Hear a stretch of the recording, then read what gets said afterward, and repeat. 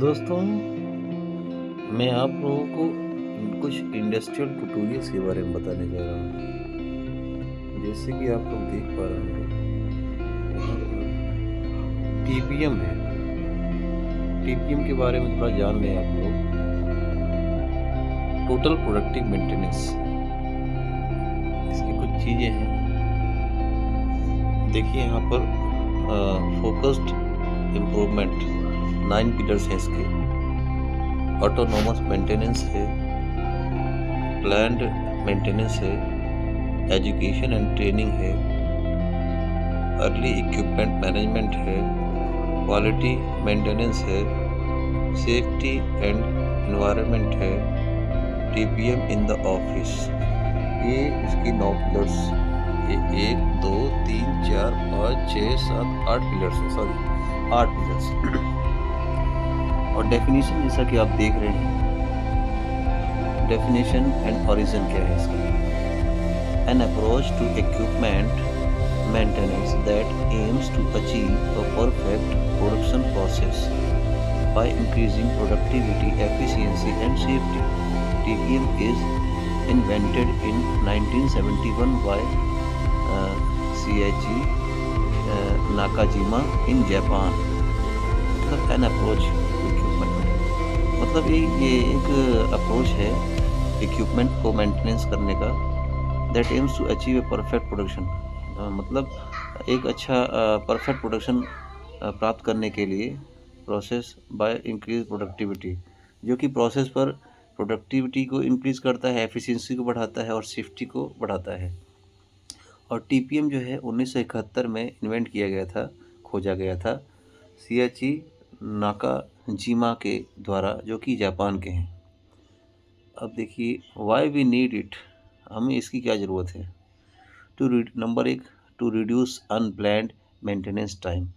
जो हम लोग जब मशीन चला रहे होते हैं, तो अगर हम सही से ध्यान नहीं देते हैं, उसका प्रॉपर मेंटेनेंस नहीं करते, तो कभी भी ब्रेक डाउन हो जाता है। इसलिए हमें अब अनप्लान्ड मेंटेनेंस करना पड़ जाता है, तो इसको कम करने के लिए किया जाता है।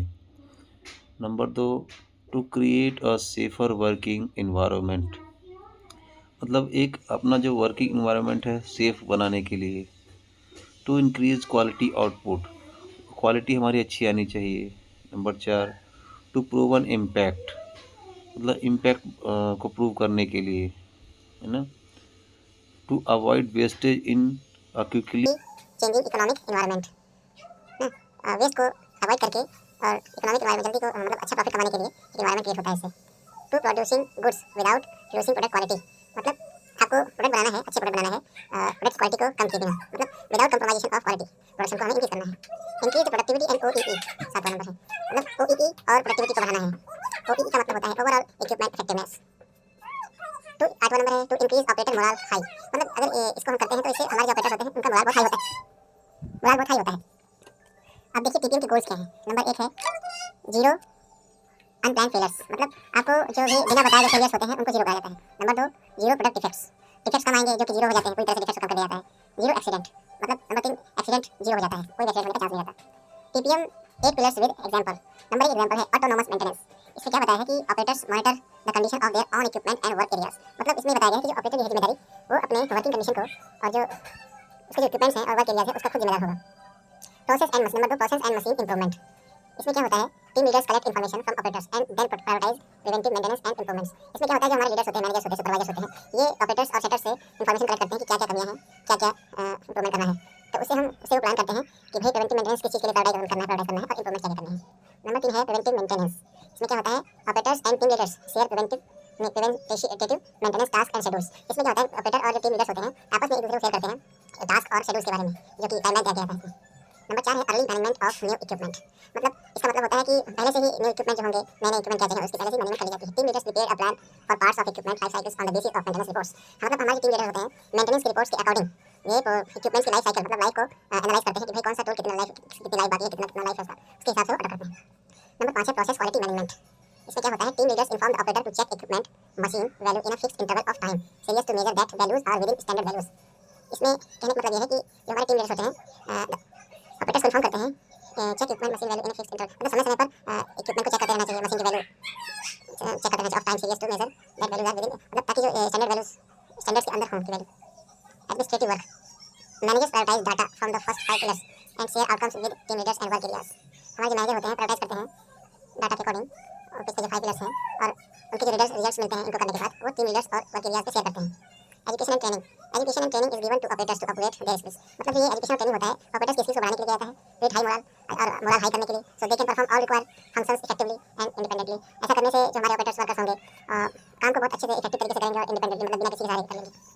आठवां है सेफ्टी एंड सस्टेन्ड सक्सेस। इसमें क्या होता है, क्रिएट अ सेफ वर्कप्लेस, मतलब वर्कप्लेस को हमें सेफ बनाना है and surrounding area that is not damaged by our process और प्रोसीड्यूर्स। हमारा जो उसका जो काम करने का आसपास का जो एरिया है डैमेज, मतलब ऐसा प्रोसेस होना चाहिए, ऐसा प्रोसीड्यूर हमारी विधि काम करने कैसे होनी चाहिए ताकि कोई डैमेज वगैरह ना हो। टीपीएम इम्प्लीमेंटेशन स्टेप्स, टीपीएम को हम कैसे इम्प्लीमेंट करते हैं उसका मेथड है इसमें। Number 1, announcement of implementing TPM without the support of management, skepticism and resistance will kill the initiative। इसमें मतलब ज़रूरी नहीं है कि नहीं, ये जो मतलब विदाउट मैनेजमेंट के सपोर्ट के तो नहीं हो सकता है। TPM education programme and collection of information, इनको प्रोग्राम तैयार करना पड़ता है और इंफॉर्मेशन कलेक्ट करना पड़ता है। This programme will inform and educate everyone in the organization about TPM activities, benefits and its objectives. मतलब यहाँ पर सबको बताना पड़ता है ऑर्गेनाइजेशन में हर किसी को कि कैसी एक्टिविटीज़ करनी है TPM की और उसके फ़ायदे क्या होंगे और इनका उद्देश्य क्या है। नंबर 3 जो है create an organizational support structure, हमें सपोर्ट के लिए एक स्ट्रक्चर तैयार करना पड़ेगा। This group will promote and sustain TPM activities, ऐसा एक टीम बनानी पड़ेगी, ग्रुप बनाना पड़ेगा जो TPM की एक्टिविटीज़ जो हैं उनको प्रमोट और उसको सस्टेन करे, मतलब उसको फॉलो करवाए। वंस दे बिगिन, जब एक बार स्टार्ट हो जाता है। Team based activities are essential to a TPM effort, हम इसमें हमें टीम वर्क करना पड़ता है। Formulate basic TPM policies and goals, ये कुछ चीज़ें हैं। टॉपिक बहुत बड़ा हो जाएगा, इसलिए मैं थोड़ा कुछ TPM के फेलर्स के बारे में बता देता हूँ। TPM फेलर कॉमन रीजंस क्या हैं। जब टॉप मैनेजमेंट का कोऑपरेशन नहीं मिलता है तो हमारा TPM फेल हो सकता है। नो ट्रेनिंग प्रोग्राम्स, अगर कोई ट्रेनिंग प्रोग्राम्स नहीं मिलेगा तो हमारा TPM सक्सेसफुल नहीं हो सकता। Incomplete information about equipment performance, अगर इंफॉर्मेशन होगी इक्विपमेंट परफॉर्मेंस का, अगर प्रॉपर तरीके से हमें इंफॉर्मेशन नहीं होगा कि किसी क्या लाइफ है, कितना चलने वाला है, तो भी फेल हो सकता है।